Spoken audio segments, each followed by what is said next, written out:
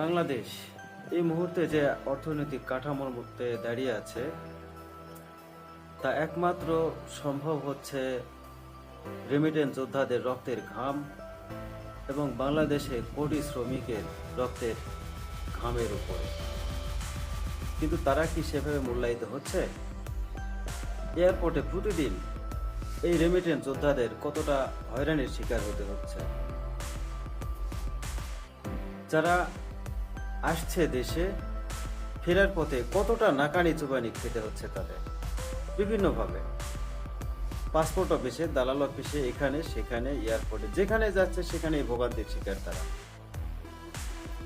শুধুমাত্র একটা সিস্টেমের অভাবে, একটা পজিটিভ সিস্টেম চালু হবে তাদের জন্য, শ্রমিক বান্ধব একটা সিস্টেম চালু হবে, এটাই আর হবে না। এই সিস্টেমটার জন্য আজকে তারা ভোগান্তির শিকার পদে পদে। এই হলো আমাদের বাংলাদেশ। সব সুবিধা নিয়ে নেব, কিছুই দেব না তাদের। এইটাই জানুন নীতি বাংলাদেশে। শ্রমিকের সব রক্ত শুষে নেব, বিনিময়ে কিছুই দেব না তাদের। এটাই আমাদের নীতি।